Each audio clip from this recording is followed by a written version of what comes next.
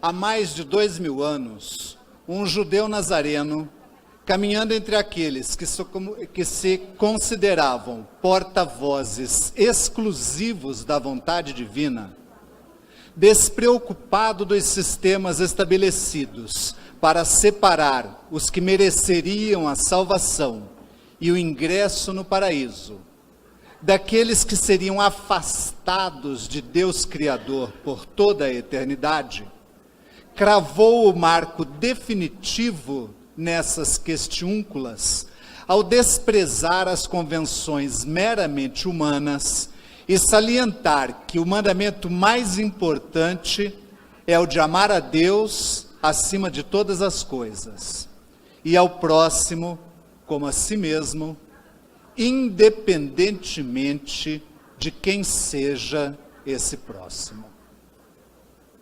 Todavia, mesmo com lições tão claras a respeito da lei maior, os séculos têm se dobrado sobre homens e mulheres equivocados. Egoístas e exclusivistas alguns, que pretendem ser os únicos aptos a compreender e a divulgar a vontade divina. Rebeldes e inconformados outros, que rejeitam os ensinamentos de amor e supõem que a fúria e a destruição do diferente seriam o único caminho para transformar a terra no Éden digno da presença do Pai Criador. Porém, entremeados as multidões que vagam perdidas dentro e fora dos templos de oração, vivem aqueles que, compreendendo a relatividade dos esforços humanos diante do absoluto, são suficientemente humildes para aceitar a contribuição dos que pensam de forma diferente, e num diálogo profícuo, buscar maiores aproximações da resposta à pergunta irrespondida formulada por Pilatos ao mestre de Nazaré: que é a verdade? A questão, aliás, não possui apenas um viés religioso. A preocupação com a verdade floresce também no solo filosófico, tanto quanto no espaço científico. Uma demonstração de que a busca da resposta à pergunta se enraiza em todos os âmbitos do conhecimento está no fato de que este primeiro diálogo interreligioso de Mato Grosso do Sul está sendo promovido precisamente pela Associação Médico-Espírita de Mato Grosso do Sul. Em outras palavras, cientistas profundos conhecedores das combinações da matéria orgânica na construção da vida, com o V minúsculo, trabalham ativamente a fim de tentar vislumbrar o que existe além daquilo que os olhos são capazes de enxergar. A vida com V maiúsculo. Sejamos então todos muito bem-vindos a este encontro que nos permitirá enriquecer a bagagem pessoal e, quiçá, descobrir novos ângulos que facilitem a transformação de cada qual em mais do que um seguidor do Cristo, que permitam nos transmutar em verdadeiros cristãos, a vivenciar as lições que o Mestre nos ensinou. A Associação Médico Espírita de Mato Grosso do Sul agradece profundamente a todos os colaboradores que, direta ou indiretamente, contribuíram para que este evento pudesse ser realizado. Em particular, apresento os agradecimentos, em ordem alfabética, à Federação Espírita de Mato Grosso do Sul, à Fraternidade Sem Fronteiras, ao Recanto da Prece. Os agradecimentos se estendem às autoridades que gentilmente permitiram a utilização deste ambiente do Círculo Militar para o evento. Ao general de Exército José Luiz Dias Freitas, comandante militar do Oeste, ao general de Exército R1 João Francisco Ferreira, ao general de brigada Márcio Bessa Campos, chefe do Estado-Maior do Comando Militar do Oeste, e ao coronel R1 Carlos Dionísio Tomazella, vice-presidente do Círculo Militar de Campo Grande. Queremos registrar a presença das seguintes autoridades: o coronel Lobo, doutor Décio, Soraya, da Fraternidade Sem Fronteiras, Diago Vander Casimiro, da Igreja Católica Associação, Darlene, da Federação Espírita de Mato Grosso do Sul, professora Maria Garcia, da Associação Esperanto, Wellington Aguiar, do Centro Espírita de Cacilândia, Juliane Penteado, da Associação Espírita Jurídica.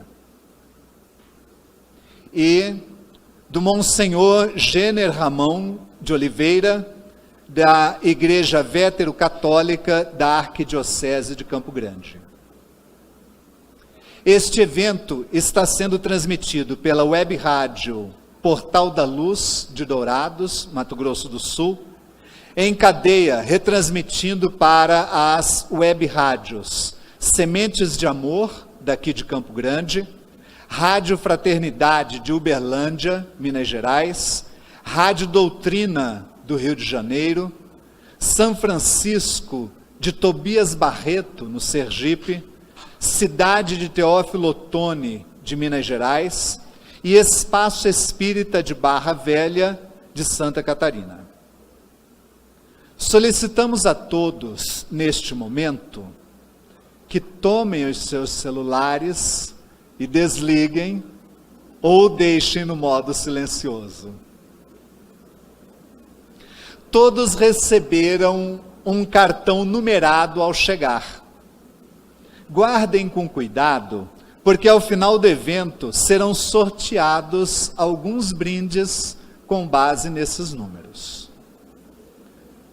Convidamos para proferir a prece de abertura a senhora Lucimar Lescano. Coração cheio de amor e de alegria, neste momento eu convido a todos a elevar o pensamento ao nosso Senhor, ao nosso Mestre Maior, agradecendo sempre por todas as bênçãos que nos são concedidas, a bênção da vida, primeiramente, da saúde, da família, da amizade, do alimento, da moradia, enfim, todos aqueles benefícios e virtudes que nos são dados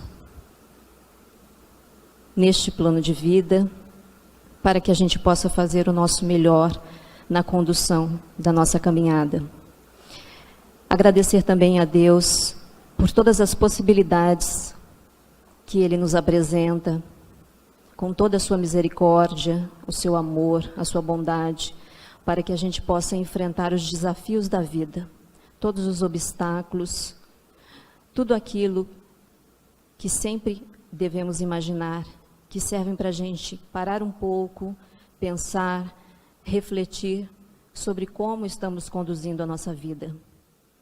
Os obstáculos servem muito para isso, e nós temos que sempre ter em mente que devemos enfrentá-los com boa vontade, sempre pedindo a Deus que reforce a nossa fé, a nossa confiança, para que a gente possa nos reconduzir ao caminho pelo melhor, reconquistar a saúde, os laços familiares, enfim, todos aqueles desafios que nos são apresentados.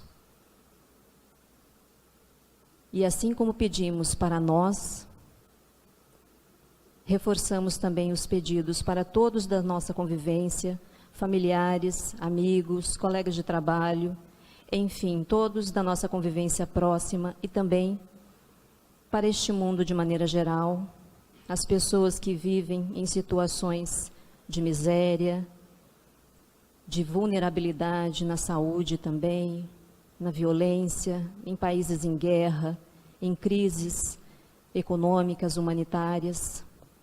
Vamos reforçar o pedido para que Deus conceda muita força, muita fé, para que eles possam conquistar um caminho melhor. Agradecer também por esse momento maravilhoso que nos é oferecido, essa oportunidade de a gente aprender mais, buscar mais conhecimento, informação, compartilhando experiências sobre tudo o que é possível quando se fala em harmonia, em tolerância ao que é diferente, especialmente neste momento em que a nossa sociedade debate e tem pela frente tantos desafios quando se fala em tolerância. Que a gente possa sair daqui um pouquinho melhor, sempre pensando que a nossa parte sendo feita é o caminho melhor para todos. Muito obrigada, que todas as boas energias que a gente esteja compartilhando aqui, a gente possa levar e irradiar para todos aí afora. Assim seja.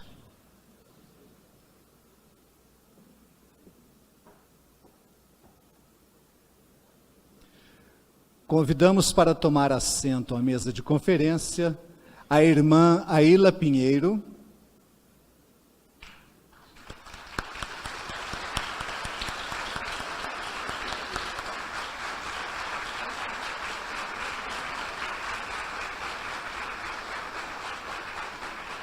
o pastor Enéas Alexandrino,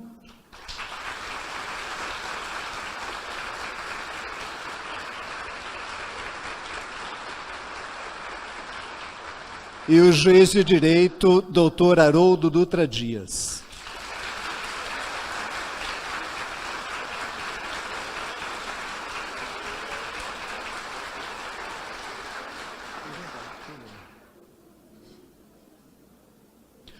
O doutor Décio Andoli Júnior é médico gastroenterologista e professor doutor da Faculdade de Medicina da Uniderp em Campo Grande, Mato Grosso do Sul.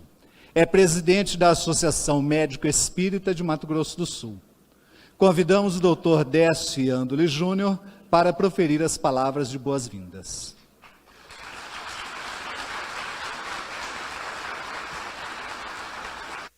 A todos. Eu acho que a gente nunca teve tanta oportunidade e tanta facilidade para se comunicar. Acho que todos vão concordar comigo. Nunca foi tão fácil, tão simples expor as suas ideias e ouvir as ideias dos outros. Me parece natural que também seja o nosso maior problema nesse momento é aceitar e entender as diferenças, que sempre existiram, mas que nesse momento estão sendo colocadas de uma maneira mais crua, mais evidente. E dentro dessa perspectiva, desse momento que nós estamos vivendo, no nosso país e no planeta como um todo, me parece bastante oportuna essa chance de nós termos três representantes das três maiores vertentes religiosas do nosso país, os católicos, os evangélicos e os espíritas, mostrando que temos muito mais em comum do que diferenças. Somos muito mais parecidos do que diferentes. E que precisamos comemorar as nossas semelhanças e não disputar as nossas diferenças, não é?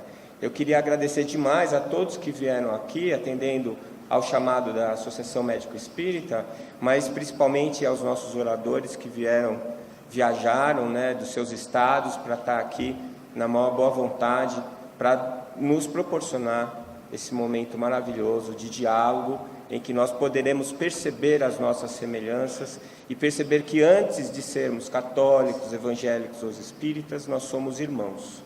Somos irmãos em Cristo e somos irmãos de humanidade. Eu espero que todos tenham um ótimo encontro e que nós possamos sair daqui mais harmonizados, mais felizes do que quando entramos. Muito obrigado. O objetivo primordial das religiões é prover aos seres humanos instrumentos apropriados para se encontrarem com Deus.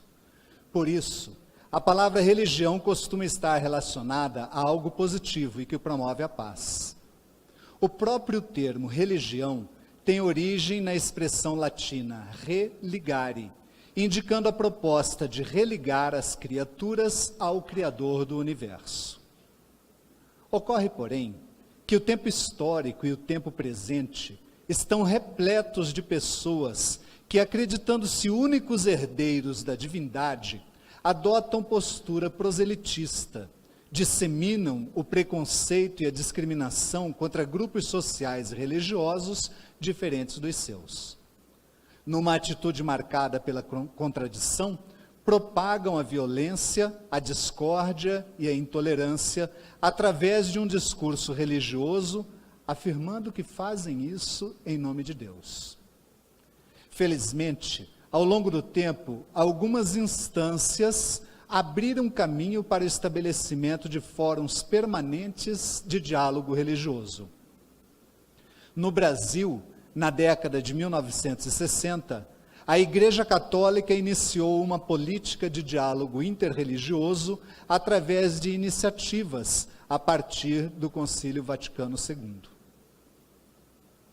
Entre 6 e 9 de setembro de 2003, um encontro internacional de teólogos pluralistas e estudiosos da religião reuniu 35 especialistas em religião provindos da Ásia, Europa e Estados Unidos.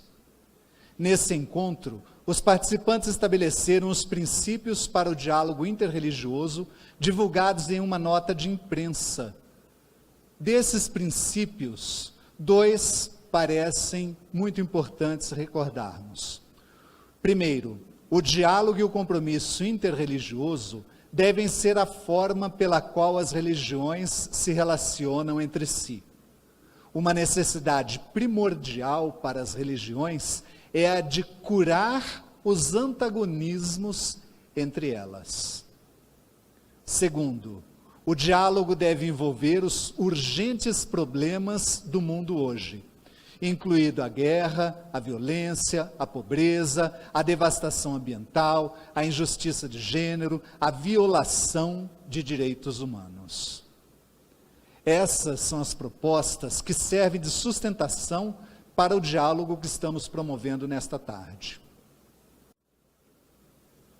Doutor em Teologia pela Faculdade Jesuíta de Filosofia e Teologia e membro do grupo de religiosas do Instituto Nova Jerusalém, em Fortaleza, no Ceará, a irmã Aila Pinheiro é natural de Castelo do Piauí e tem percorrido o Brasil e o exterior, realizando palestras sobre esses e outros temas, em diálogos com cristãos, judeus, muçulmanos, budistas, onde for convidada.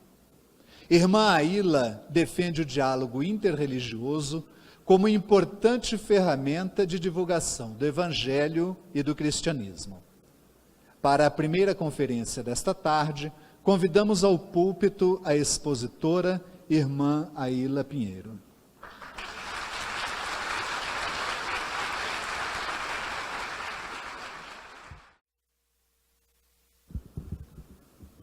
Bom, boa tarde. Sou baixinha, quero agradecer pelo ambão baixinho. A minha fala aqui vai ser rápida, eu estou cronometrando para não passar dos 30 minutos, que dá oportunidade aos meus amigos e é meu desejo intenso de ouvi-los. Sempre é uma graça para mim ouvir esses dois, não é? E como eles são muito espertos e muito educados, eles sempre dizem primeiro as damas, e por isso eu primeiro passo pelo sufoco, enquanto eles vão ali pensando. Pois bem, então já que eu tenho que passar pelo sufoco, eu vou fazer esse tema da intolerância e da questão da família num texto bíblico. Ó, aqui. Baixinho, né? Atrapalha a tecnologia. Então, eu vou fazer esse tema, vou falar sobre esse tema da intolerância e da família, como que isso vai afetar a família e as relações humanas, a partir de um texto bíblico, porque a minha profissão eu sou professora de Bíblia, então eu só sei falar mesmo a partir do texto bíblico. E o texto bíblico que eu escolhi é um texto muito conhecido de todos nós, que é o fato de Jesus estar aos 12 anos no Templo de Jerusalém. E por que que eu escolhi esse texto bíblico? Porque nesse texto bíblico, Jesus trava um diálogo com os representantes do templo, os doutores da lei que estavam no Templo de Jerusalém. Então, ele conversa com eles sobre religião, e dá o ponto de vista dele, e escuta o ponto de vista dos outros, que é a base do diálogo interreligioso, respeitar o ponto de vista do outro, escutar e respeitar.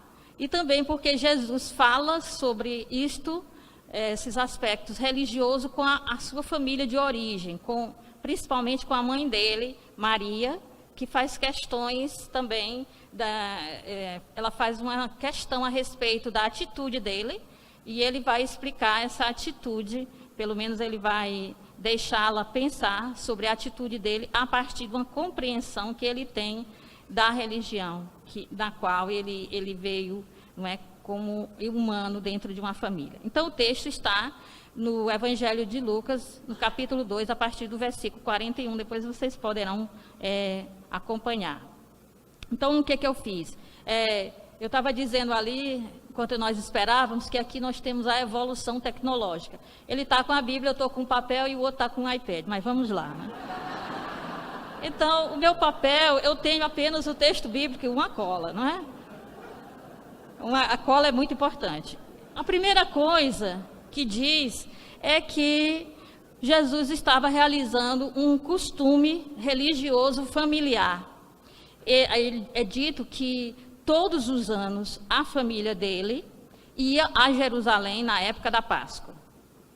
Então quer dizer que a família dele levava a sério mesmo as questões religiosas, os costumes. Eles poderiam ficar sem ir a Jerusalém, e eles fariam a festa dos pães ázimos, não teriam a parte do cordeiro, mas eles celebrariam a saída do Egito, em casa mesmo, sem precisar fazer essa viagem. Mas a festa era completa, a solenidade era completa quando se ia a Jerusalém, porque em Jerusalém se poderia, além de tudo, comer o cordeiro que tinha que ser imolado lá no Templo de Jerusalém. Então, todos os anos eles iam. Isso mostra que eles realmente praticavam a religião. A questão que se coloca aqui eles praticavam seriamente a religião. Queriam fazer isso nos mínimos detalhes. Né? E faziam essa viagem até Jerusalém, que era bastante longe na época, fazia a pé. E o final eu não vou contar o final do filme, mas é uma questão, será que basta isso a religião, ter esse costume, ter costumes religiosos, ter práticas religiosas, ir todos os anos a Jerusalém, ou tem algo mais que se deve prestar atenção? Que é isso que esse jovem vai questionar, não é? Então, nós temos a partir do versículo 42, uma introdução a um problema que vai surgir. Não é? A introdução do problema é afirmar algumas coisas sobre Jesus. É dito que ele tem 12 anos e ele foi a Jerusalém conforme o costume. É muito séria essa questão, conforme o costume, sempre deixando bem claro o costume. Então, ele foi a Jerusalém conforme o costume para celebrar essa festa, e tendo terminado os dias da festa, que são 7 dias, que a solenidade vai durar, ao retornarem os pais para a cidade de origem, que é Nazaré, o menino permaneceu e os pais não notaram. Aqui é só uma introdução ao problema. Os 3 foram em caravanas, não é? Ninguém vai fazer essa viagem tão longa com tantos bandidos e assaltantes sem ser em caravana. Vão em caravanas. É costume dos judeus que as caravanas dos homens e das mulheres caminhem separadamente para deixar a privacidade, né? E quando vai entardecendo, a caravana das mulheres para primeiro, e a caravana dos homens fazem um círculo, vão chegando formando um círculo para proteger as mulheres que ficam no centro, não é? Então, quando entardeceu, por que eles não notaram? A gente tem que saber, mas que pais relatos são esses que o menino não está com eles não notam, né? Então, o que acontece? É que Jesus está na adolescência. Nessa fase, não é bem certo se ele pode viajar na caravana dos homens, porque já é um jovenzinho, talvez não se sinta bem em viajar junto com as mulheres, não é? E ele pode ir na caravana das mulheres, porque ainda não foi declarado um adulto para ir na caravana dos homens. Então, o que acontece? Maria pensa que ele está com José, e José pensa que ele está com Maria. Ninguém vai imaginar que o filho ficou lá em Jerusalém, não é? Então, é interessante, porque até agora só o leitor sabe que vai dar uma confusão, né?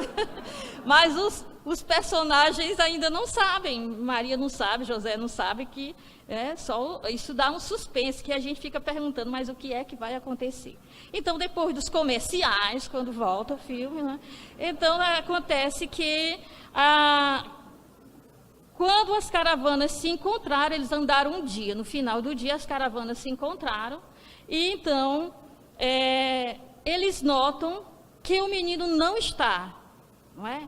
Não está com José e não está com Maria. Oh, coisa, mas não é a fase mesmo que dá trabalho? Ei, fase boa. Então, olha só, eles começaram a procurar primeiro entre os parentes. E ali, nas duas caravanas, uma corre para o lado, outra corre para o outro, perguntando os tios, os primos, os parentes todos, alguém viu? Ninguém viu. Depois, é dito que eles começaram a procurar entre os conhecidos, os vizinhos, sei lá, brincou com um coleguinha, não é? E ficou conversando com ele e tal. Não estava com ninguém. Olha a aflição. Então, quando amanhece, os pais vão voltar, correndo perigo de vida, viu? Porque estavam andando em caravana, agora vão voltar para Jerusalém, para procurar pelo caminho. E é incrível que o verbo que mais aparece era o verbo procurar, mas da forma como está escrito em grego, é uma coisa. Ontem eu estava lendo esse texto em grego, e a Beth disse, mas pode levar o texto em grego mesmo, foi o Carlos, não tem problema não. Todo mundo vai entender, fala grego, todo mundo entende, eu está certo, mas eu vou... Então, não tem tradução, seria reprocurar, né? Procurar novamente. O Lucas tem essa mania de colocar uns prefixos, e reprocurar. Toda a frase diz que eles estavam procurando novamente esse menino, e o menino não é encontrado. Então, agora, nós vamos para aquele encontro, né? Então, a família, o casal, começa uma busca, e essa busca que começou entre eles, passou para os parentes e para os conhecidos, vai percorrer todo o caminho e vai chegar em Jerusalém, e da cidade vai chegar ao templo. Então, foi uma procura bem longa, não é? Então, o templo vai ser a última coisa que eles vão procurar, e é lá que vai estar a criança, né? O adolescente. Pois é, coisas da idade. Ninguém se acha estranho, porque até Jesus passou por isso, tá bom? Então, é dito que somente depois de 3 dias, eles o encontraram no templo.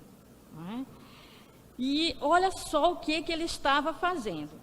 Toda a câmera, esse pessoal que está filmando, vai para Jesus, para a gente ver, afinal de contas, qual foi o motivo deste menino ficar em Jerusalém durante 3 dias, os pais procurando. Não é? Então, todo mundo curioso, leitor e todo mundo, a câmera em Jesus, e aí o close nele, né? E aí o que ele está fazendo? Ele está tranquilamente ouvindo e interrogando os mestres da Escritura, os doutores da lei, os didascaloi, já corrigi meu grego, os didascaloi, né? Então ele está lá, mas olha que interessante, a sequência que Lucas dá aos verbos. Ele está ouvindo, perguntando coisas sobre a religião aos mais entendidos da religião. Mas primeiro ele está ouvindo, depois ele está perguntando. E é dito que agora close nos doutores da lei. Os doutores da lei estavam maravilhados, não é? Com a compreensão que o menino dava quando eles perguntavam ao menino. Mas a sequência, ele primeiro escuta, depois ele faz perguntas para que eles expressem melhor, e só depois, ele vai dizer o que ele, a posição dele, o que ele tem a dizer. E os doutores, que são os que compreendem, ficam admirados, maravilhados. Lá no Nordeste, de queixo caído, com a forma como ele entende. Então, aqui, a grande coisa que está dizendo é a reação dos ouvintes. Os ouvintes ficam abismados, em bom cearenseis, abestalhados, com a compreensão que esse menino tão jovem, de 12 anos, tem daquela religião, daquelas escrituras, daqueles costumes, daquela festa, de tudo que gira em torno daquele lugar. Então, aqui nós temos, assim, eu acho que nós temos os passos para o diálogo interreligioso e intrarreligioso, porque nós não brigamos, não é só com o da outra religião, nós brigamos com o da nossa própria religião também. Olha, eu estava lendo hoje um desabafo do padre Joãozinho no Twitter, não é? E outras. Padre Joãozinho, que é da mesma congregação do Padre Zezinho, Sagrado Coração de Jesus, não é? E ele estava dizendo quando a pancada vem dentro da própria casa, não é? E ele estava falando sobre certas situações que a CNBB está passando, que é a Conferência dos Bispos, está passando com críticas e rejeições e alfinetadas nas redes sociais de pessoas que se intitulam teólogos, estão malhando os da própria casa. Eu disse, pronto, é isso mesmo. Então, quem é que precisa que o de fora diga coisa com a gente, se o de casa mesmo pode dizer?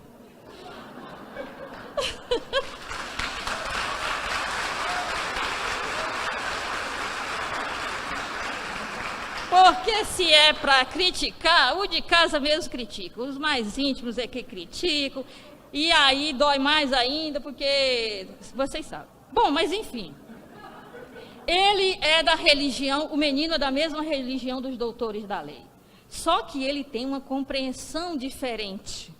Ele nasceu dentro de uma religião judaica, mas a religião judaica para Jesus foi o pontapé inicial. Ele precisava do monoteísmo, da experiência com o Deus de Abraão, de Isaac e Jacó, para ele poder levar uma fé num Deus que é Pai, que é amor, que é misericórdia, que é justiça e tudo mais, ampliar os horizontes da própria religião na qual ele nasceu encarnado naquela família. Não é? Ele se encarnou naquela família, como filho de uma família. A primeira coisa que nós temos que notar também, nessa família aqui, que vai ter um diálogo familiar, porque ele deixa o diálogo com os doutores da lei e passa a ter o diálogo com a família, não é?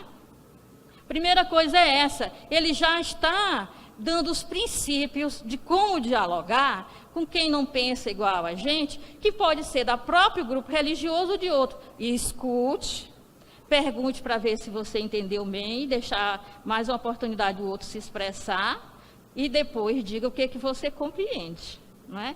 E se o outro não gostar, o fato de ficar maravilhado com o que o menino dizia, não quer dizer que eles aceitaram. Mas quer dizer que pelo menos eles se admiraram da forma como aquele menino tão pequeno podia compreender aquelas coisas. E não há críticas, Jesus não faz críticas a o que eles pensam, ele apenas pergunta e escuta. E deixa eles se expressarem, não é? Então ele vai dizer, bom, eu já me expressaria dessa forma a minha compreensão. E eles ficam admirados. Então eu acho que esse é o princípio.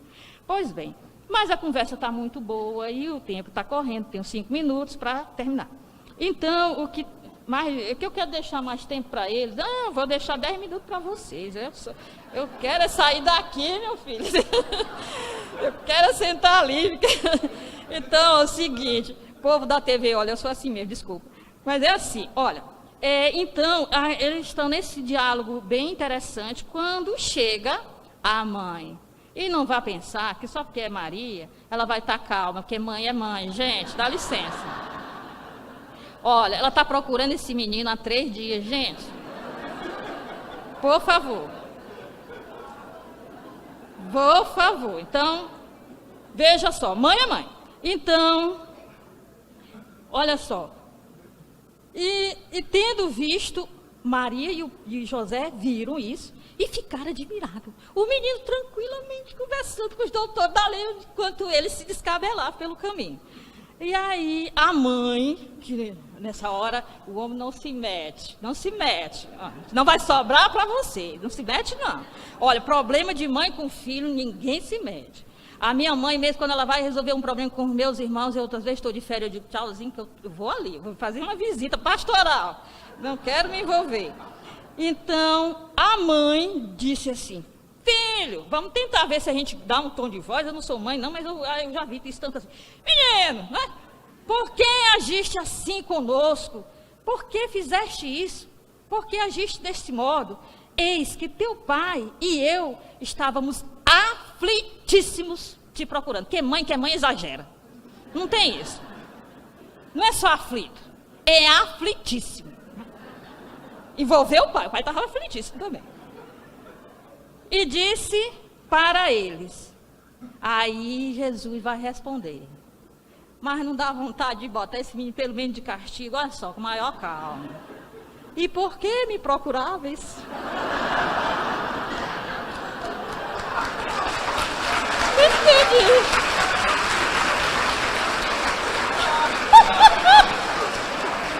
Ai, meu Deus do céu, mas é de menino de 12 anos. Mas você estava me procurando por quê? E estava aflito, é? Bom, então, ele responde à mãe com a pergunta. Que a princípio a gente diz, mas que menino danado. Mas só que ele está querendo fazer com que ela reflita. Lembra, ele pergunta, ele escuta, ele pergunta e depois ele vai dar.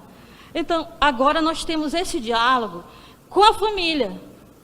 Porque também os membros da nossa família não creem da mesma forma que a gente crê. É preciso também tratar desse assunto dentro de uma questão familiar. Não é? Eles não creem. Eu tive o tempo todo pai e mãe católica, mas eles não criam. Eles dizem, meu Deus, e é essa que vai ser a freira. A outra é mais ajuizadinha, não vai ser, e é essa que vai ser, meu Deus. Eu digo, pai, a gente precisa se converter, eu tenho que ir para o convento para me converter. Então, ele vai fazer 2 perguntas, né? E ele vai responder esse espanto dos pais e essa palavra, essa pergunta da mãe, com 2 perguntas. Primeira, que aqui é o clímax do relato, não é? Primeiro é, por que me procuráveis? Vai outra pergunta muito importante. Será que vocês não sabiam que eu tinha que estar presente? Porque tem um sinal de pertença, que eu pertenço ao que é do meu pai. Não é nem a casa. Aliás, Haroldo, parabéns, porque tem uma pessoa que está fazendo um doutorado sobre essa passagem, e ela foi verificar todas as edições do Novo Testamento que foi publicado em português, e existem pouquíssimas edições em português que traduz nas coisas do meu pai, quer dizer, naquilo que pertence ao meu pai. E o seu Novo Testamento traduz nas coisas do meu pai. Porque está errado. Parabéns.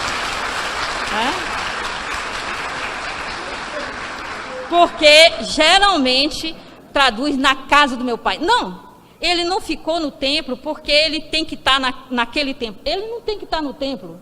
Ele tem que estar naquilo que pertence ao pai. E o que pertence ao pai é que o gênero humano possa se planificar, que o gênero humano possa ter uma compreensão mais ampla de Deus e do próximo também. As coisas do pai é aquilo que diz respeito à salvação humana, não é templo, não. O templo é uma oportunidade dele, naquele momento, a partir de um costume, ele pega aquela realidade, o papel inicial do templo, para ele se lançar, começando pelos responsáveis pela religião, que são os responsáveis intelectuais pela religião, que estavam ali e que vinham de diversos lugares do mundo. Porque em Jerusalém, na época da Páscoa, vinha gente de todo mundo. De onde eram esses doutores da lei? Quem é que sabe de onde eles eram e como que eles voltaram para casa com aquela compreensão, pelo menos questionando. Como é que o menino sabe disso e eu não sei? Não é? Como é que esse menino explica desse jeito essas passagens e eu não sei explicar? Como é que esse menino de 12 anos tem uma compreensão da Escritura que eu não tenho? Certo? Então, ele faz essas perguntas. Será que e não está claro para vocês que eu pertenço àquilo que é próprio do meu Pai? Não é? Deixa essa pergunta. Se vocês compreendessem que eu tenho que estar naquilo, tenho que estar presente naquilo que pertence ao meu Pai, vocês não teriam ficado me procurando, nem sequer teriam saído daqui. Não é? Mas ele não faz afirmações, ele deixa a pergunta. Que o melhor método pedagógico é perguntar, é fazer pergunta. Se não há pergunta, não se chega a lugar nenhum. Não é? Então hoje as pessoas querem tudo pronto. Não, reflita, tem que haver perguntas. Então, é isso que vai deixar a mãe sem compreender, mas ela vai ficar meditando nessas perguntas. O que significará isto? Porque eles só ficaram aflitos e procurando, porque não compreenderam e não sabiam que ele veio não para um costume, não para ter uma religião baseada nos costumes, não é? Mas para ter uma religião em que há um relacionamento pessoal, íntimo e profundo com esse Deus que é Pai. Pai, mãe, seja lá como se queira dizer, porque são palavras para dizer para Deus, e que se tenta escolher as melhores palavras. Na época de Jesus seria a melhor palavra, não é? Então, eles não compreenderam, mas ela ficou trabalhando todas essas coisas dentro do coração, que é a sede da compreensão, a sede do entendimento, aquilo que é mais profundo tem que cair no coração. E o foco das coisas, não é? O foco desse texto todo não é o templo, apesar de começar no templo e terminar no templo. O foco são aquilo que é próprio do Pai, as coisas do Pai no sentido daquilo que pertence ao Pai, que é essa salvação do gênero humano, a plenitude do gênero humano, a evolução do gênero humano, como vocês acharem melhor. Pois bem, então eu encerro aqui. O Enéas vai ter uma coisa muito importante para falar, depois o Haroldo, eu não quero atrapalhá-los, muito obrigado. Daqui a pouco tem pergunta, eu passo as respostas para eles responderem, e estamos conversando. Muito obrigada.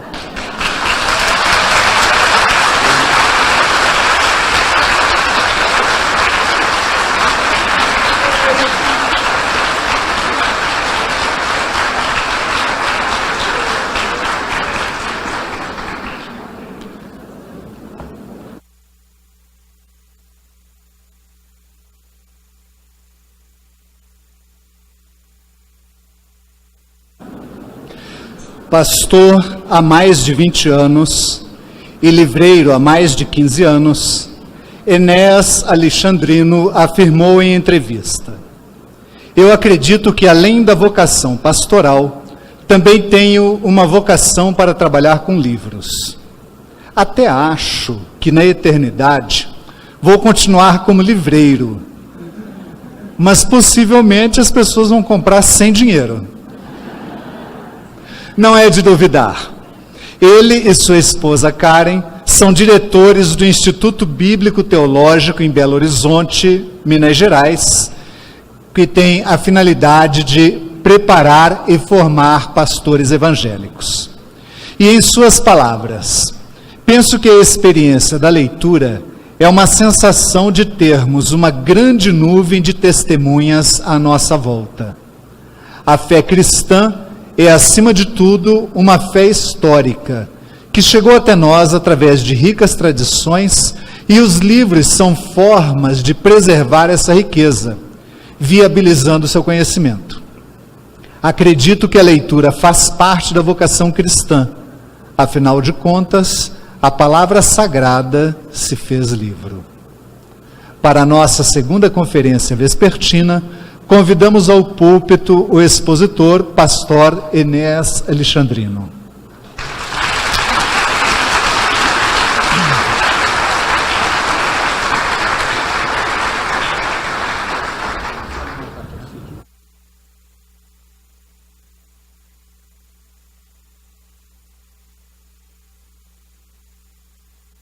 Boa tarde, pessoal. A gente poderia ir embora para casa tranquilamente depois dessa fala da Ilha, né? Sem problema nenhum, poderíamos ter feito isso. Mas foi nos lançado o convite de poder estar aqui também, e para mim é um privilégio muito grande poder estar aqui com vocês nessa tarde. Grato a Deus por essa oportunidade, eu considero um momento singular nas relações interpessoais. Acredito que é um momento muito rico para nós refletirmos. Talvez vamos sair aqui dessa tarde com mais perguntas do que respostas. Isso seria muito importante se nós conseguíssemos, nessa reunião, promover algumas provocações, algumas interrogações, que nós saiamos daqui perguntando algumas coisas para nós levarmos para o nosso dia a dia. Bom, eu estou aqui essa tarde com a minha esposa Karen Colares. Na verdade, é ela que é teóloga, né? Ela que é mestre, professora. Casado com ela já há algum tempo já, nós somos responsáveis, como falado aqui, para o Instituto Bíblico em Belo Horizonte, onde nós promovemos educação cristã. Eu sou pai de 3 maravilhosos filhos e sou parte de uma família de 5 filhos. Eu sou o caçulo. Então, normalmente, quando eu falo, eu assumo muito esse lugar do filho mais novo. Isso é importante para vocês me entenderem aqui nessa tarde. Bom, eu quero agradecer ao Marcelo, primeiramente, pela recepção, o pessoal da AME aqui do Mato Grosso, pela hospitalidade, a forma carinhosa que nós fomos acolhidos aqui. Enfim, vamos sair daqui com corações transbordando de alegria pela forma tão hospitaleira que vocês nos proporcionaram aqui. Deus abençoe vocês, tá bom? O tema que foi proposto para nós sobre a intolerância, é interessante nós conversarmos nos bastidores, juntamente com o Haroldo e a Ilha. Caso nós não fôssemos abordar nenhuma outra temática nessa tarde, a nossa amizade, a nossa relação, que não é uma relação para inglês ver, fique registrado, é uma relação verdadeira, autêntica, é uma amizade de estarmos uns aos outros na casa do outro, frequentar a casa, momentos difíceis, um estar presente na vida do outro. E eu, sinceramente, gostaria de estar falando para o Brasil todo, neste momento, sobre essa relação tão verdadeira e sincera que há entre nós 3. Né? Então, se nós não fôssemos abordar nenhuma outra temática aqui nessa tarde, nós poderíamos falar da nossa amizade, da nossa relação, que é uma relação muito rica. Poderíamos dar detalhes dessa amizade. Mas como foi proposto falarmos da temática que estaremos abordando, nós vamos deixar para falar da amizade em outro momento. Tá bom, pessoal? Eu quero saber quantos trouxe Bíblia aqui nessa tarde. Normalmente, quando eu prego na minha igreja, a primeira coisa que eu pergunto é quantos trouxe Bíblia, né? Estou vendo que vocês não trouxeram Bíblia aqui hoje, né? Já tem celulares, né? Eu sou um pouco aquele pastor tradicional, eu gosto da Bíblia na mão ainda, tá? Então, eu vou fazer a leitura de acordo com o meu costume, de um versículo que se encontra registrado nas Sagradas Escrituras, para colocá-lo como fundamento para a nossa reflexão nessa noite, ou nessa tarde. Evangelho de João, capítulo 4, tá? Eu vou ler somente um versículo, embora a nossa reflexão, ela envolve todo o contexto, somente o versículo 4. Diz assim: no caminho, Jesus tinha de passar pela região da Samaria. Bom, o que eu gostaria de refletir com vocês nessa tarde? O texto em que nós lemos aqui, ele está dentro de um contexto mais amplo e mais rico. Inclusive, texto que a irmã Ilha compartilhou hoje no espaço da livraria, né? Se eu soubesse, eu não tinha preparado nenhuma reflexão aqui. Mas só fiquei sabendo em cima da hora. Mas eu gostaria de destacar da visibilidade para um deslocamento que Jesus fez nesse texto. Nós lemos aqui que Jesus envolveu em uma certa polêmica com alguns religiosos, e o seu destino final era ir para a Galileia. Ele se desloca geograficamente para ir para a Galileia. Entretanto, o texto em que nós lemos aqui o versículo, diz que antes ele tinha que passar por Samaria. Por que eu gostaria de chamar a atenção de vocês para esse versículo nessa tarde? Jesus tinha outras rotas alternativas em destino à Galileia. Ele tinha outras opções de caminho.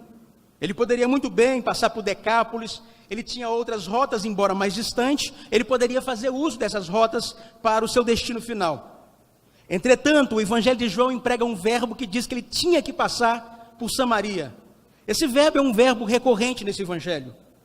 Esse verbo ele evoca a ideia de uma missão, uma motivação teológica, não uma motivação geográfica. Ou seja, por mais que esse caminho era o caminho mais perto, era o caminho mais próximo da Galileia, normalmente os judeus evitavam esse caminho. E por que esse caminho deveria ser evitado por um judeu? Ora, para vocês compreendermos um pouco o peso desse versículo, a importância desse versículo, nós precisamos entender que antes de Jesus encontrar com uma mulher samaritana, como muito bem registrado nesse texto, isso era algo praticamente improvável na época de Jesus. Os samaritanos e os judeus, eles tinham conflitos históricos, eles tinham conflitos que duravam mais de 5 séculos, e portanto esse caminho, essa rota que se fazia, não era feito por um judeu da época de Jesus, porque nós temos uma história de violência entre essas duas comunidades, judeus e samaritanos não se falavam, pelo menos é o que o evangelista João aqui, ele emprega, que eles não se davam, eles não se conversavam entre si. É claro que a expressão de João é só um eufemismo, para não falar que eles se matavam entre si. Havia muita violência entre judeus e samaritanos. Para nós compreendermos um pouco esse versículo, do qual João fala de uma motivação, de um deslocamento que Jesus faz, cujas motivações é, antes de tudo, a missão, como diz a irmã Ilha aqui, as coisas do Pai, um comprometimento que transcende o simples aspecto geográfico. Nós precisamos entender o conflito dessas duas comunidades que se estabeleceram historicamente. Essas duas comunidades, é interessante mencionar aqui, elas são fruto de uma divisão de Israel no período das tribos, lá no Antigo Testamento. Houve uma divisão entre as tribos, e essa divisão que houve entre eles, ela tinha uma força tanto política como religiosa. Judeus e samaritanos se tornaram grandes rivais ao longo da história, a tal ponto que ambos construíram locais diferentes para a sua adoração. Os judeus adoravam no templo de Jerusalém e os samaritanos em Gerazim. É interessante que nessa história de conflitos, os samaritanos construíram um templo de adoração em Gerazim. No ano 126 a 128 a.C., os judeus foram lá sob o comando de João Hircano e destruíram o templo dos samaritanos. Essa rivalidade, brutalidade, intolerância entre eles cresceram cada vez mais.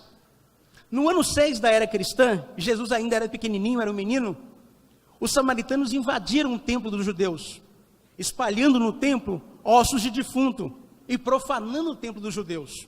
E entre eles houve discórdias, brigas, intrigas, houve morte. Muitos judeus mataram os samaritanos, e os samaritanos mataram os judeus também, nesse período, por causa desse evento. Quando o texto mostra que Jesus passa por Samaria, porque ele tinha que passar por Samaria, o que é interessante nós percebermos aqui, esse caminho deveria ser evitado. Judeus não passavam por ali. Havia animosidade entre essas duas comunidades. Judeus detestavam os samaritanos, e samaritanos detestavam os judeus. Quando Jesus, por exemplo, conta a parábola do bom samaritano, ele pega na hierarquia judaica a figura de um sacerdote, depois a figura de um levita. Os judeus aguardavam que a próxima pessoa seria um judeu comum, e Jesus coloca na parábola, na história contada, a figura de um samaritano, e aquilo era uma forma de ofender um judeu. Os judeus se sentiam ofendidos com o samaritano. Quando eles queriam xingar alguém, eles xingavam essa pessoa de samaritano. Quando você vai xingar alguém, você invoca um palavrão para ofender a pessoa. Eles xingavam as pessoas de samaritano, para eles era ofensivo isso. Então nós precisamos entender o peso que esse versículo, ele tem aqui no capítulo 4 do Evangelho de João. Ou seja, essa geografia era uma geografia que um judeu comum jamais faria. Por quê? Os judeus evitariam ter contato com os samaritanos. Os samaritanos, para nós compreendermos, eles eram uma comunidade religiosa que se formaram, eles tinham uma Bíblia diferente dos judeus. A Bíblia deles só continha os 5 primeiros livros da lei. E a Bíblia de Jesus, pelo que nós conhecemos no Novo Testamento, ela é mais rica. Jesus cita os salmos, cita os profetas, Jesus cita a lei também. Entretanto, os samaritanos tinham uma Bíblia que só continha os 5 primeiros livros. Depois, eles, além de adorar Yahvé, o Deus de Israel, eles adoravam mais outros deuses, mais outros cultos também. E os judeus não suportavam esse sincretismo religioso que era praticado entre eles. Então, essas duas comunidades, não havia aproximação entre eles, havia um ódio. Então, esse caminho que Jesus escolheu fazer era um caminho que deveria ser evitado por causa do ódio que alimentava e nutria essas duas comunidades. O que nós precisamos refletir aqui nessa tarde é que Jesus fez uma escolha. Jesus escolheu o caminho mais perto. Mas o caminho mais perto não é sinônimo de ser o caminho mais fácil. Ele escolheu passar pelo caminho mais difícil. Às vezes o caminho mais próximo se torna o caminho mais difícil. E aqui, Jesus fez uma opção consciente. E quando ele vai fazer a rota dele, essa trajetória, ele se depara, quando ele chega próximo da comunidade dos samaritanos, ele se depara com uma mulher. Sim, ele se depara com a mulher. E quando ele se depara com a mulher, normalmente judeus não falavam com mulher. Aquela sociedade era uma sociedade patriarcal. Homem não conversava com mulher publicamente. Isso era mal visto, até hoje é mal visto naquela região, um homem conversar com a mulher publicamente. E Jesus, ele se depara com a mulher, e ele propõe conversar com uma mulher, quebrando paradigmas e tabus naquela sociedade. Eu diria para vocês aqui nessa tarde, que a primeira intolerância que Jesus combate, ao escolher o caminho mais próximo, entretanto, o caminho mais difícil, foi a intolerância do sexismo.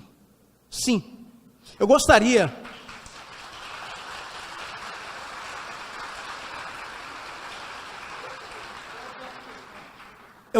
de ler para vocês entenderem um pouco o mundo de Jesus, uma fala de uma figura importante na época de Jesus, ou um pouco antes de Jesus, que é chamado de Ben Siraque. Ben Siraque é uma figura aristocrata de Jerusalém que influenciou muito o judaísmo da época de Jesus. O mundo religioso de Jesus, intelectualmente, foi influenciado por essa personagem. Ben Siraque é responsável pelo livro de Eclesiástico. E ele escreve no livro de Eclesiástico a seguinte frase, no capítulo 42, do versículo 12 ao 14. Ele diz assim: não se sente com as mulheres, pois assim como a traça sai das roupas, assim a maldade vem da mulher. O despeito de um homem é preferível à bondade de uma mulher. As mulheres causam vergonha e confusão. Então, quando Jesus se propõe encontrar e falar com essa mulher publicamente, de cara, nós aprendemos aqui que Jesus está combatendo a intolerância do sexismo. Jesus está valorizando o mundo feminino. Jesus se propôs falar com a mulher publicamente. Então, a primeira coisa que acontece, para além do aspecto religioso, é justamente o preconceito com o feminino. E de cara aqui, ele já mostra que ele é favorável às mulheres. Jesus é libertário às mulheres nesse sentido. Por isso é importante nós darmos atenção para esse deslocamento que Jesus faz geograficamente. Depois, ao estabelecer um diálogo com a mulher se aproxima dele, ele se assenta, ele se coloca como se fosse igual a ela. Ele não conversa com ela como se ele estivesse acima dela ou como se ele fosse superior dela. Mas ele está no mesmo nível dela. E aí estabelece um diálogo com ela. A primeira coisa que ele faz, é interessante, é pedir água. Nós, leitores ocidentais, nós lemos isso aqui e passa desapercebido a riqueza desse pedido que Jesus faz. Ele pede ela água. Aquele pedido é só a ponta do iceberg. Por quê? Aquele pedido traz uma história de 500 anos. Judeus não se comunicavam com os samaritanos. Judeus não pediam nada aos samaritanos para não se contaminar com os samaritanos. Judeus não tinham envolvimento com os samaritanos. Judeus não dependiam dos samaritanos em aspecto nenhum. Quando Jesus se coloca no caminho e conversa com aquela mulher e ainda pede água àquela mulher, ele está dizendo para ela: eu preciso de você. Eu preciso da sua comunidade.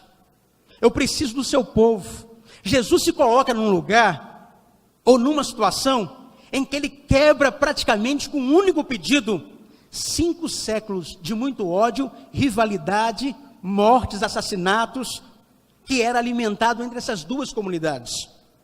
O pedido que Jesus faz é significativo nós refletirmos nele, porque Jesus não assume o lugar de quem está falando de cima para baixo, mas ele assume o lugar de um igual, na verdade.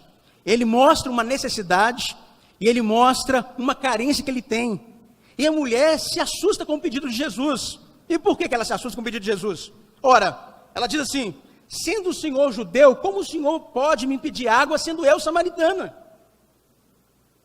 É um estranhamento que nós não temos quando nós lemos o texto, porque nós não entendemos o que está envolvido ali. Meu Deus, são 5 séculos de rivalidades. 5 séculos em que um samaritano não ouve um pedido de um judeu. E quando Jesus propõe passar por esse caminho, ele está cumprindo uma missão, ele tem uma identidade, ele tem uma consciência do que vai acontecer. Ele está fazendo o caminho mais difícil, não do ponto de vista geográfico, mas do ponto de vista de estabelecer diálogo e conversas. Você já percebeu que às vezes você costuma evitar aquele vizinho seu, aquele vizinho chato, aquele vizinho espírita, evangélico, católico? Você faz até um caminho mais longo. Se você sabe que ele vai passar na porta da sua casa em tal hora, você evita estar ali tal hora e você faz uma volta maior. Ou você vai para um lugar mais longe, só para você não ter contato com aquele vizinho chato. Jesus fez o contrário. Ele fez um caminho mais curto, portanto, um caminho mais difícil, simplesmente para estabelecer diálogos. Ele fez um pedido. E quando ele fez um pedido, ele se coloca como um igual. Não como alguém acima, não como alguém superior, mas como uma pessoa que depende da outra pessoa para viver. A água tinha uma importância muito grande no mundo de Jesus. E nós lemos que, às vezes, que um simples pedido de água para nós é algo tão banal, é tão normal aqui no nosso mundo. Afinal de contas, todo mundo tem água praticamente. A água é democratizada em relação ao Oriente Médio. Só que quando Jesus pede a água para ela, ele está mostrando que ele tem necessidades. E ela pode suprir essas necessidades. Ela pode cooperar com ele nesse sentido. Ou seja, é muito comum no diálogo religioso, quando as pessoas falam, ou quando as pessoas propõem dialogar sobre a religião, elas assumem um lugar de superioridade. Elas assumem o lugar daquela que está acima, daquela que não tem nada para receber, daquela que só tem que compartilhar, aquela que só quer ser ouvida, mas não ouve ninguém. Jesus faz diferente. Ele assume um lugar que ele precisa dela. E talvez uma das coisas mais importantes que nós precisamos aprender nas nossas relações interpessoais é não assumir esse lugar de superioridade, como se nós fôssemos superiores aos outros. Já foi falado no passado por uma personagem importante na tradição cristã, que quando você está evangelizando alguém, quando você está comunicando o evangelho para alguém, é como se fosse a experiência de um mendigo contando para o outro onde encontrar o pão. Você não deve assumir um espírito como se você fosse uma pessoa superior, como se você estivesse acima de todos, como se você não precisasse de ninguém. E o que Jesus faz aqui é justamente mostrar que ele precisava daquela mulher. Nós precisamos uns dos outros. Nós precisamos uns dos outros para a nossa sobrevivência aqui na terra. Nós precisamos aprender a compartilhar. Nós precisamos aprender a pedir o outro. Nós precisamos sair desse pedestal que nós estamos de uma falsa espiritualidade, aonde nós achamos que nós sobressaímos os outros. Nós precisamos nos despir dessa roupa que nós achamos que faz com que nós somos diferentes do outro. Faz com que nós achamos que nós somos diferentes do outro. Nós estamos vivendo num momento de intolerância no Brasil. Intolerância no aspecto político, no aspecto religioso. Nós não sabemos respeitar nem mesmo a opção sexual que o outro faz. Então nós vivemos num momento delicado, num momento de polarizações, num momento perigoso, em que as pessoas simplesmente estão compartilhando ódio nas redes sociais. E talvez essa proposta de Jesus de estabelecer esse diálogo com essa mulher, nós podemos depreender algo importante para as nossas relações interpessoais. Talvez nós podemos evitar, a partir de agora, de evitar o nosso vizinho chato. Nós podemos fazer um caminho mais curto, evitar aquele caminho mais longe, sabe? Só para você não ter contato com ele. Talvez, se a religião ainda não é um ponto comum de vocês conversarem e compartilharem, vocês podem falar de outras coisas. Jesus propôs falar de água. A primeira coisa que Jesus propôs foi falar de água. Ele não começou a falar de religião. Ele começou a falar da sua necessidade. Talvez precisamos mostrar uns para os outros as nossas fragilidades. Estabelecer os diálogos mostrando ou partindo de um lugar comum. Quem aqui não torce para um time de futebol? A maioria gosta de um futebol. Quem aqui não toma água? Todos nós tomamos água. Às vezes você não precisa aproximar da pessoa para conversar com ela, para se relacionar com ela a partir de questões religiosas. Se são questões polêmicas e ainda você não amadureceu o suficiente para você abordar, para você conversar, para vocês compartilharem experiências, você pode usar outro caminho, você pode falar o que é comum aos seres humanos. Talvez uma experiência de que você passou por depressão, eu não sei. Uma situação difícil que você viveu na sua vida. Isso é humanidade. A religião não pode tirar isso de nós, não. Nesse sentido, nós somos todos iguais. Nós compartilhamos igualmente experiências de fragilidade e vulnerabilidade. E quando você mostra esse lado frágil, humano, você cria possibilidades de você se conectar com a outra pessoa, porque você mostra que você tem um rosto frágil como o dela, que você não é uma incógnita. Uma espiritualidade que leva você a achar que você é uma pessoa insuperável, invencível. Essa é uma falsa espiritualidade. É a espiritualidade em que você não compartilha com o outro o quanto você é necessitado como ela também. Eu tenho medo de uma espiritualidade que esconde a nossa humanidade.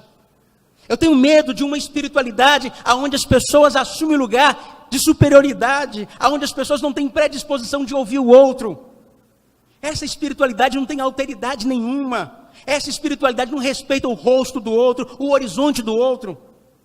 Nós precisamos considerar o outro, e para isso nós precisamos ser no mínimo educados para ouvir o que o outro tem que compartilhar conosco.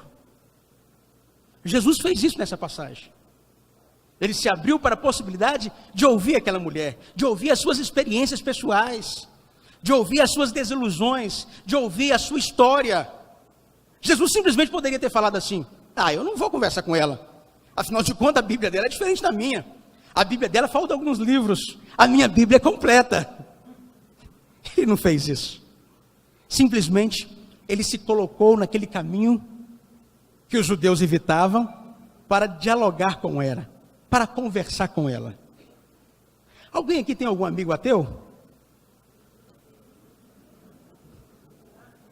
Sim. O ateu sofre no mundo, no nosso Brasil religioso. É difícil ser ateu no Brasil. Ateus praticam intolerância, mas ateus também são vítimas de intolerância. Pensa num Brasil como o nosso, cada vez mais religioso. Como os ateus têm dificuldade de expressar a sua não crença em Deus. Quando eu falo de intolerância, eu estou dizendo em todos os aspectos. No aspecto político, como foi falado aqui. Eu falo no sentido de respeitar a pessoa que não crê em Deus como você crê. Você acha que é fácil crer em Deus? Não. É difícil. Ou seja, é uma experiência de crença que nós partimos da fé. Por mais que as pessoas querem, às vezes, cientificizar a fé, dando uma roupagem científica para a sua fé, a fé sempre é uma experiência que se manifesta na nossa subjetividade, na nossa experiência pessoal. E às vezes o ateu não teve a coragem que você teve de dar um passo de fé. E você precisa aprender a respeitar o ateu também. Eu tenho um amigo ateu, um ateu clássico. E esse amigo, algum tempo atrás, uns 2 anos atrás, né? Mais ou menos uns 2 anos atrás, nós começamos a reunir, compartilhar experiências. Eu tenho outros amigos, evidentemente. E esse amigo um dia chegou no espaço da minha livraria. E sempre nós reunimos para compartilhar experiências bacanas, experiências ricas. Nós nunca discutimos, nós nunca brigamos. Nós falamos sobre ateísmo e falamos sobre Bíblia também. Falamos sobre teologia, questões religiosas. Mas são conversas ricas e promissoras. Conversas que abrem possibilidades para uma próxima conversa. Um dia esse ateu chegou na minha livraria, esse amigo. E ele falou assim: Enéas, eu quero conversar com você. Tudo bem. Era um sábado, a livraria fecha às 13 horas, fechava às 13 horas. Ele disse: eu preciso fazer um pedido para você. Eu, ok, vamos conversar. Ele disse: não, mas eu preciso que você feche a livraria para a gente fazer isso. Ele é formado em filosofia, em psicanálise. E eu, tudo bem, nós vamos fechar a livraria. E aí sentei no sofá. Ele sentou pertinho de mim. E pôs a mão na minha perna assim. Eu falei assim: meu Deus do céu, esse cara vai me pedir em casamento. Pensei comigo. Eu não estou preparado para isso. Eu vou ter que falar com ele que eu sou casado. E ele não desenvolvia, não falava, e eu ansioso, doido para ir embora, para almoçar já. Mas é um amigo pessoal. E esperando que ele desenvolvesse alguma coisa. E depois de enrolar muito, ele falou assim: Enéas, eu gostaria de que você fizesse o meu casamento. Aí eu assustei, graças a Deus, ele não me pediu em casamento. É só para eu fazer o casamento dele. E aí eu falei assim: mas como assim eu fazer seu casamento? Ele disse: eu te respeito muito e gostaria que você fizesse o meu casamento. Eu disse: mas eu sou pastor, eu vou falar de Deus. Ele: cara, não tem problema, você pode falar de que você quiser. Eu respeito você falar. E aí tudo bem, eu me sinto honrado de poder falar de Deus no seu casamento, de construir um sermão em que minha reflexão seja Deus. Bacana, perfeito. Ou seja, o período de amizade que nós construímos possibilitou essa aproximação. Às vezes ele vai na igreja onde eu pastoreio, e quando ele vai lá me visitar na igreja, isso já aconteceu algumas vezes já, eu nunca mudei o sermão por causa dele, tipo ateísmo vezes teísmo. Eu nunca fiz isso. Eu nunca alterei o sermão porque ele estava lá. Ou vou mudar o meu discurso porque ele não crê em Deus, vou aqui dar bases persuasivas de que Deus existe. Não. Nós mantemos uma relação aberta, uma relação bacana, uma amizade entre nós dois. Eu assumi a fé em Deus. Eu creio em Deus. Ele não. Eu preciso respeitar a opção que ele fez. Para eu ter uma boa relação com ele, eu não tenho que ser chato. O tempo todo falar de Deus para ele. Isso vai distanciar ele de mim. A primeira coisa que nós precisamos fazer nas nossas relações interpessoais é respeitar a opção que o outro fez. Se ele te dá a abertura de você falar com ele da sua religiosidade, faz isso. Mas se ele não der abertura, não faça isso. Não viola a sua vontade. Porque uma boa relação, ela começa assim, quando você aprende a respeitar o limite que o outro impôs sobre você. Freud era um grande ateu, irmãos. Freud era um ateu, um dos grandes que surgiu em séculos anteriores. Freud, quando estudou na França filosofia, Freud dizia que ele tinha um professor jesuíta, que era muito persuasivo sobre a existência de Deus. E Freud não se deixou convencer por esse seu professor sobre a existência de Deus, porque Freud diz que ele lia Feuerbach, que é o pai do ateísmo moderno. Freud era um ateu convicto. Entretanto, Freud dizia nos seus escritos que o lugar mais importante da face da terra que ele gostava de estar era na casa de um pastor protestante chamado Pfister. Freud compartilhava com ele e eles se respeitavam entre si. O que eu quero dizer para vocês aqui nessa tarde é que é possível nós respeitarmos o limite do outro. É possível nós termos boas relações, boas amizades, para além de questões confessionais. É importante nós não só contemplarmos aspectos religiosos, mas contemplarmos também a minoria, porque o ateísmo é minoria no Brasil.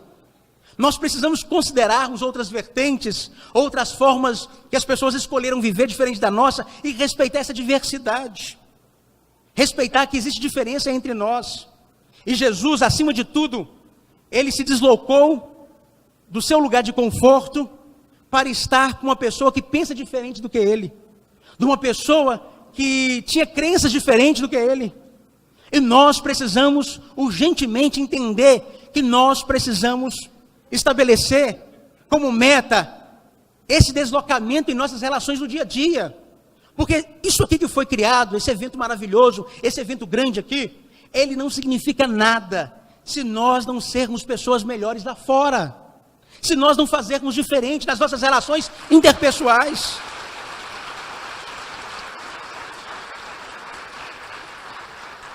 Isso aqui não pode ser só um evento social, não. Isso aqui tem que ter outras implicações, outros desdobramentos. Portanto, o meu convite para vocês aqui nessa tarde é me concentrar apenas nesse versículo 4, em que Jesus se deslocou de uma geografia para outra, evitando o caminho da indiferença, evitando o caminho da intolerância, evitando o caminho do sexismo, evitando o caminho que alimentava a violência, para enfrentar tudo isso. E o seu pedido e o seu diálogo estabelecido quebra praticamente 500 anos de muita rivalidade, 500 anos de muita indiferença. Está aqui 3 amigos comunicando hoje, no dia de hoje. Esses 3 amigos, eles não são amigos simplesmente num esquema de programação. Nós não nos reunimos aqui, não. Nós reunimos para almoçar juntos. Nós reunimos para ouvir uns aos outros, para compartilhar do luto do outro. A Ilha mora mais longe, eu e o Haroldo estamos mais próximos porque nós estamos em Belo Horizonte. A Ilha está em Fortaleza, né, Ilha? Mas quando houve o falecimento do meu pai, eu recebi a solidariedade da Ilha, que estava longe. Ela ligou para compartilhar comigo aquele momento, para me consolar. E a nossa relação, como disse aqui no início, não é uma amizade para inglês ver, não. É uma amizade autêntica, verdadeira, sincera. Nós sofremos uns com os outros. E se existe uma coisa que nós gostaríamos de produzir aqui nessa tarde, é isto: é vida nas relações, é sinceridade, é verdade, é você entender que as suas diferenças religiosas não podem intervir na sua boa relação, na amizade, ou na possibilidade de amizade com pessoas que pensam diferente, não. Então vamos procurar fazer o caminho mais próximo. Deus abençoe vocês nessa tarde.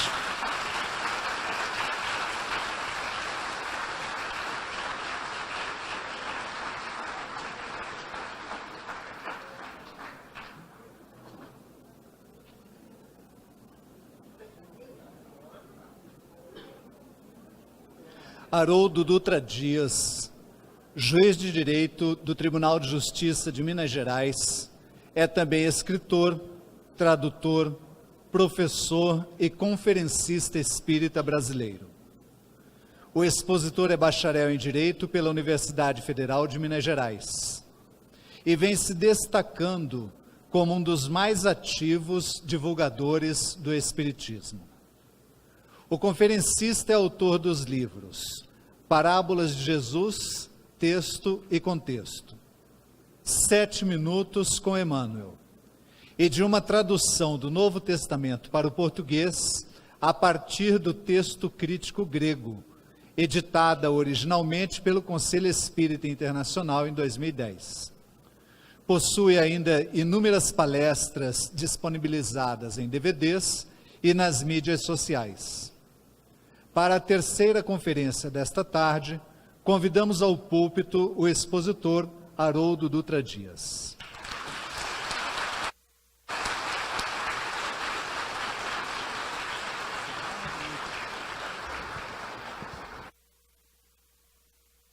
Caros amigos, boa tarde. Atendendo ao pedido da Ilha, eu mudei o roteiro da minha fala. Bom, depois dessa abordagem extraordinária dos dois, eu acho que me cabe a tarefa de testemunhar um pouco de vida prática. Vida como ela é. Eu conheci o pastor Enéas em 2002, conheci a irmã Aila em 2006. Portanto, embora toda iniciativa de diálogo interreligioso seja louvável, e nós somos os primeiros a aplaudir todas essas iniciativas, não importa como elas sejam feitas, aqui vocês estão presenciando algo um pouco diferente. Porque antes de termos um espírita, uma freira e um pastor, vocês estão diante de 3 profundos amigos. E nós acreditamos que não se pode construir um diálogo interreligioso a longo prazo, eficaz e produtivo, se ele não começar pela amizade, pela relação entre seres humanos.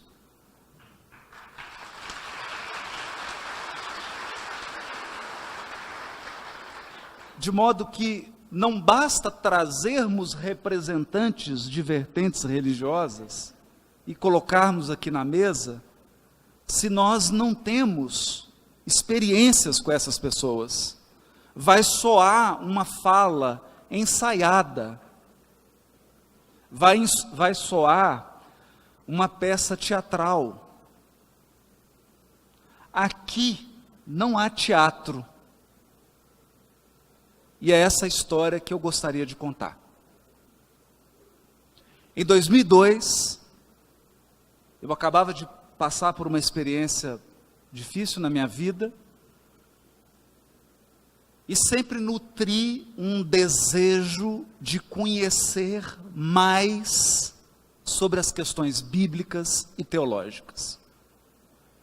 Eu havia encontrado no Espiritismo aquela bússola que nortearia a minha vida e que daria sentido à minha vida.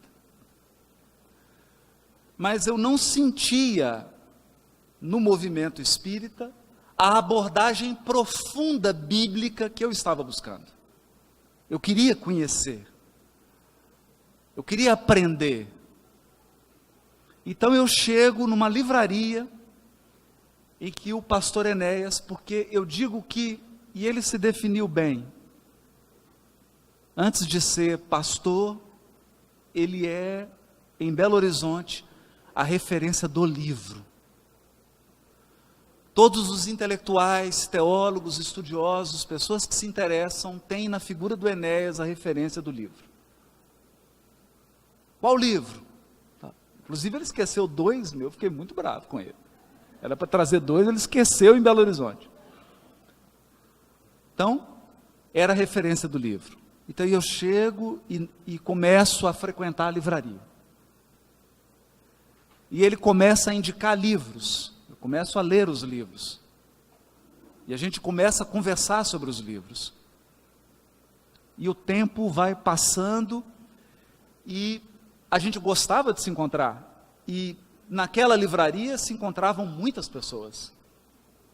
Ele mudou 4 livrarias, mas a gente não deixou de se encontrar. Saiu do Minas Shopping, foi para o centro e mudava. Mas a gente ia onde ele estava.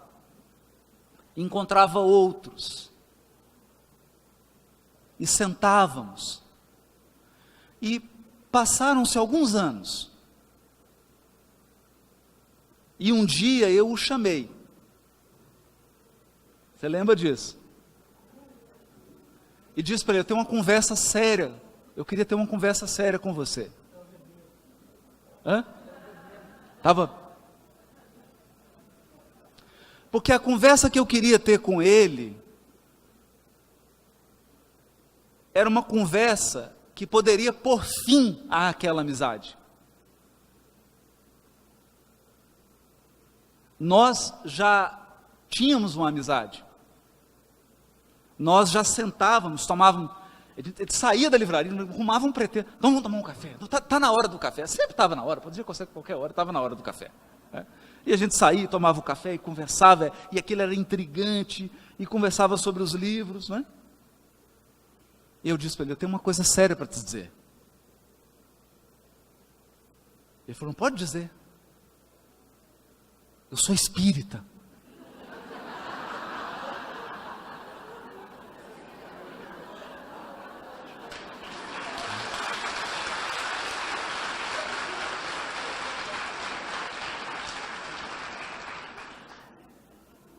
Eu sou espírita. Então, se esse diálogo se desse entre duas pessoas intolerantes, se esse diálogo se desse em duas pessoas que perderam o senso de humanidade, em pessoas que são primeiro religiosas e depois seres humanos, ele viraria para mim e diria, olha, eu não posso mais ser seu amigo. Porque você é um samaritano e eu sou um judeu. Você é espírita, eu sou evangélico, nós temos que nos odiar.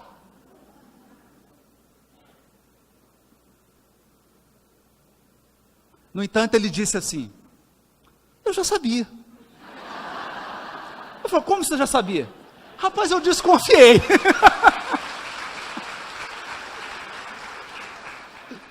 Eu falei, você desconfiou como? Não, porque eu jogava uns assuntos, aí você vinha com umas falas assim, eu falei, espírita. Né? E ao contrário, o tempo passou, essa amizade se fortaleceu. Nós dois passamos por experiências bem dolorosas. Eu brinco que tem hora que a vida te coloca num moedor de orgulho. Aí você é triturado assim. Sobra pouco orgulho. Depois você adquire de novo, mas, bom. É um moedor de orgulho. Nós passamos. E é incrível, porque quando ele passou, eu estava do lado dele. E nós conversamos sobre isso. E eu fiz tudo que eu podia fazer. E quando eu passei, ele estava lá. E ele fez tudo que podia fazer. E nós choramos juntos. Nós rimos juntos. Então, não tem como dizer isso, não tem como transmitir isso.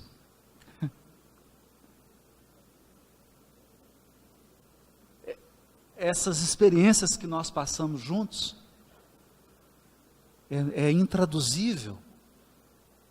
Não tem como reproduzir isso. É quando o diálogo ultrapassa todas as fronteiras. Eu me recordo que um dia ele me liga e diz assim, Haroldo, o Espírito Santo me acordou essa noite e você me veio à cabeça. O que está acontecendo? Eu falei, te acordou? Certo. O Espírito Santo está certo, porque o bicho está pegando.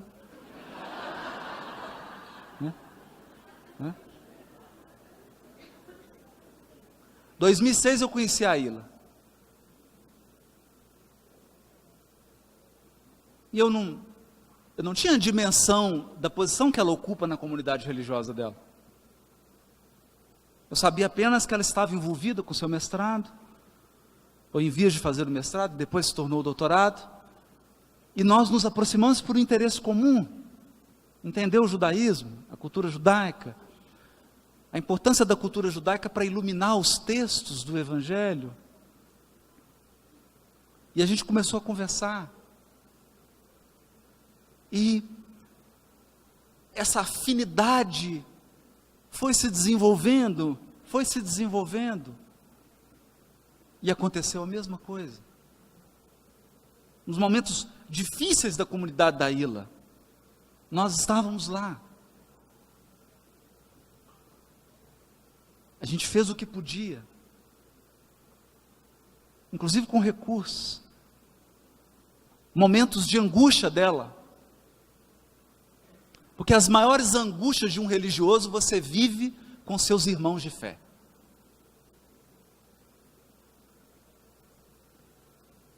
Eles sendo a causa da sua angústia.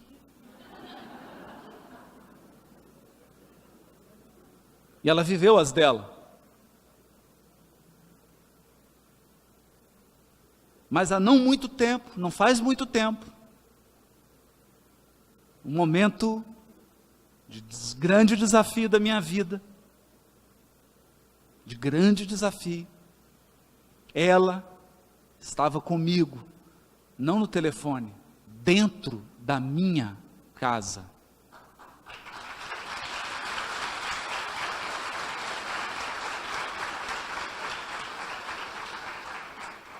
E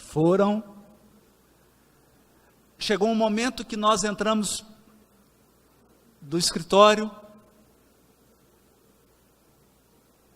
e ela disse assim: nós vamos orar. Pega o Fonte Viva. Pega o Fonte Viva e abre. Caiu uma página do Emmanuel, ela leu.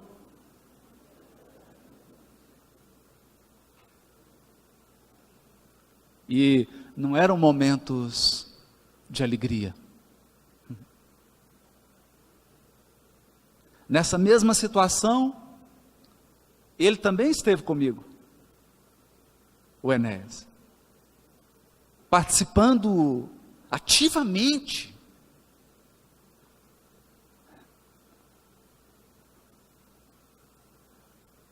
Então, tudo que foi dito aqui por eles, interpretando os versículos bíblicos, nós vivemos na pele.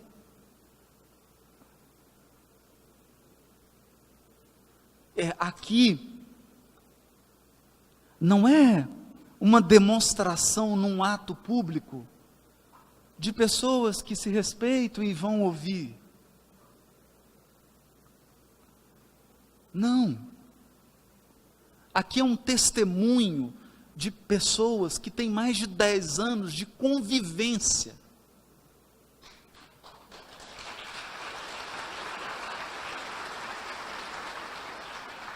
Então, eu gostaria de falar desse lugar, porque você está enxergando uma freira, eu não. Eu estou enxergando a minha irmã mais velha. Você está enxergando um pastor. Eu estou enxergando o meu irmão, meu amigo. Porque se eu ligar para ele 2 horas da manhã e falar: Enéas, você tem que vir aqui agora. Eu preciso de você aqui agora. Não tem conversa. E vice-versa.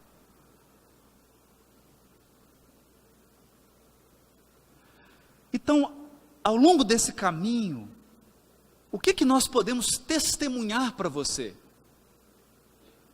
Nós podemos testemunhar uma coisa. O verdadeiro diálogo interreligioso, o verdadeiro diálogo, não é uma espionagem. Eu não vou lá na comunidade da Ilha, ou na comunidade do Enéas, com a esperança de convertê-los e torná-los espíritas.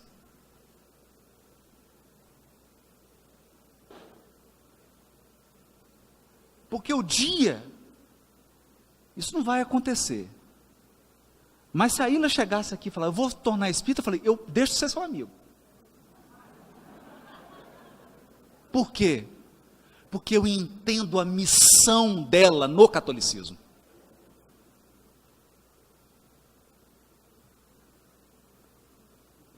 eu entendo a missão dele no protestantismo.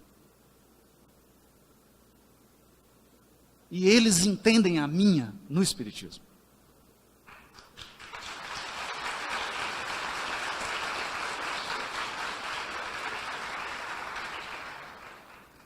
Então, há mesmo nas dificuldades, como expositor e como espírita, eu me abro com eles. Nós conversamos.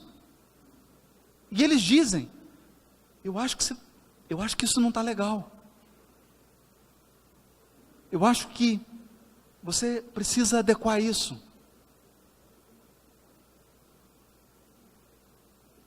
E quando as coisas acontecem, eles são os primeiros a dizer, como agora? Ei, amigo, tudo bem aí?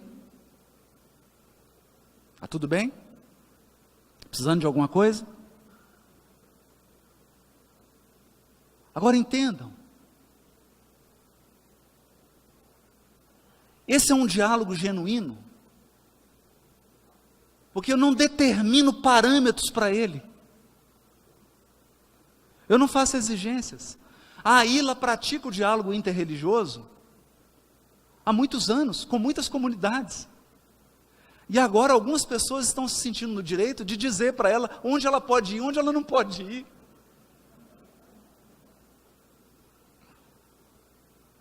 Ah, você não vai naquele grupo espírita lá não, porque ele não é federado. Ela vai em qualquer grupo espírita que ela quiser. Porque ela tem amigos em todos.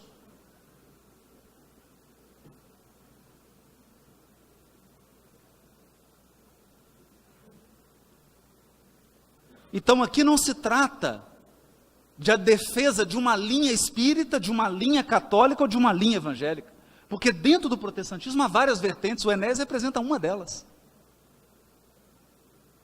Dentro do catolicismo há várias vertentes, a Ilha representa uma delas. E dentro do espiritismo, meu amigo, tem um arco que vai ao infinito. E eu não represento o espiritismo.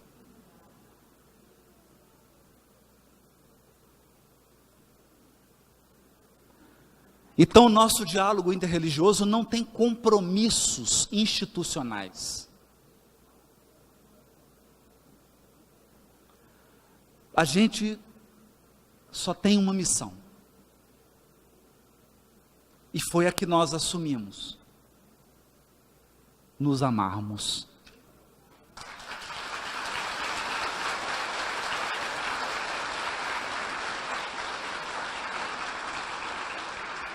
Nós não temos outro compromisso.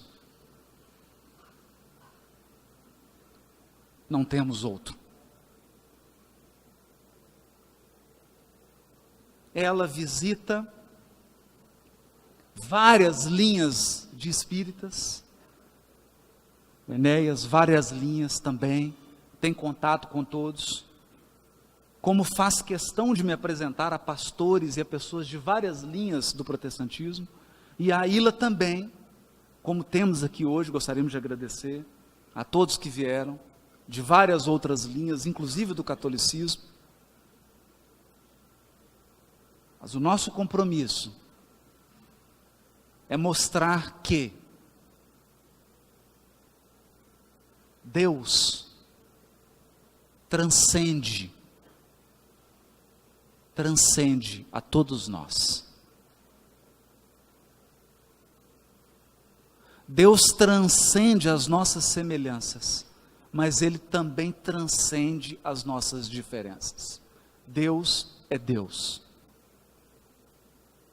Então, não me venha com uma gaiola achando que Deus é um canário e você vai colocar ele lá dentro da sua gaiolinha.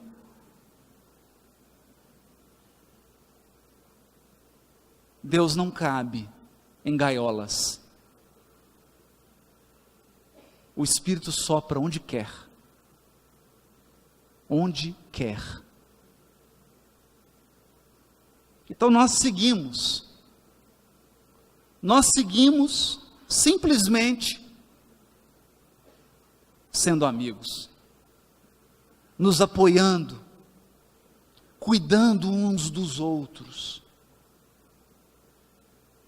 Então, se a instituição religiosa da ilha passar por dificuldade, eu e Enéas, nós vamos lá. Nós vamos lá.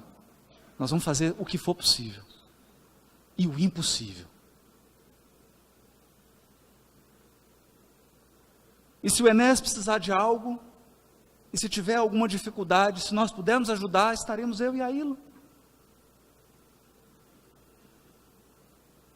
E não faz muito tempo, os dois se uniram, porque eu estava precisando, e vieram os dois. Esse é o nosso testemunho. Essa é a lição que talvez a gente possa deixar.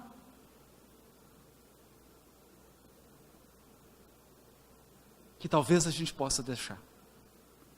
O que me lembra um pouco uma história ocorrida em Salvador. E é bom que se diga, já que nós vivemos hoje um momento tenebroso no Brasil. Um momento de obscurantismo. Nós estamos regredindo à barbárie.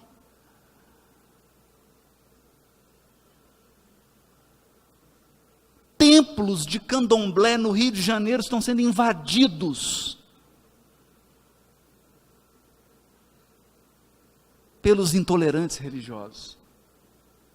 As religiões de matriz africana estão sendo perseguidas. Mas também entre os nossos irmãos evangélicos está tendo guerra. Entre os nossos irmãos católicos, a irmã Ilha acabou de citar. Eu não vou falar entre os espíritas, pula essa parte. Pula essa parte. Pula essa parte. Então, nessa hora, desculpe, nós temos tão pouco a oferecer, nos perdoe. Nós só temos a oferecer o nosso amor e a nossa amizade.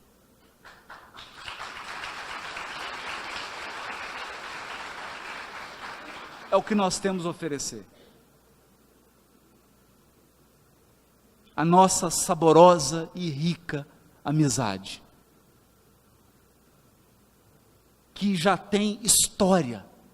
Porque, entendam, isso aqui não é uma amizade de Facebook.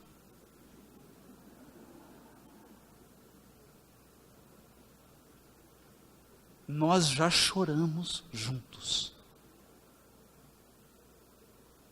Mas choramos de dor profunda, de desespero não, graças a Deus, mas de perplexidade, em função de desafios vividos nas nossas vidas pessoais.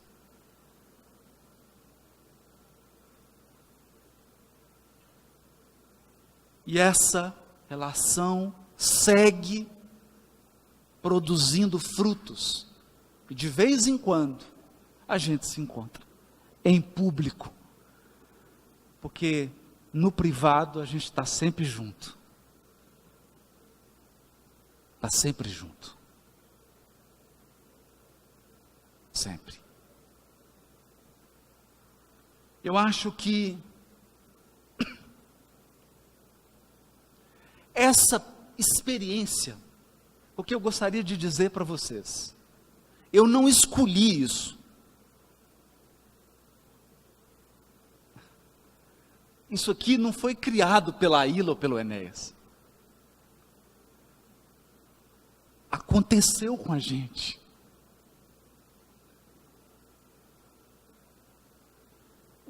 Os nossos destinos se cruzaram. E Deus fez isso com a gente. Não foi programado. Não foi programado. E quando a gente percebeu, a gente estava assim em mesas, com muita gente assistindo, e presenciando a nossa amizade, e é meio esquisito. Aí ela chegou ali e falou, O negócio está cheio. O que você vai falar? Eu falei, não sei o que eu vou falar. Não, o que você vai falar? Não, porque está acontecendo. Não, então eu vou mudar minha fala. Percebe? Porque esse relacionamento de amor e de respeito é como um rio que segue seu curso. Então, talvez a partir dessa experiência, eu hoje seja capaz de compreender o que Emmanuel escreveu em janeiro de 1960. 29 de janeiro de 1960. Ele escreveu no prefácio do livro Religião dos Espíritos, que é um título provocativo. Não é? Ou seja, religião de gente morta.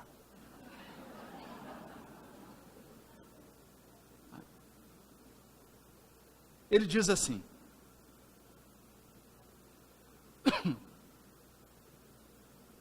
ele fala do objetivo de escrever um livro em homenagem, na época, ao aniversário do Livro dos Espíritos. E ele diz que outros viriam para dar as suas contribuições. Olha aqui. Que é isso que o Enéas falou.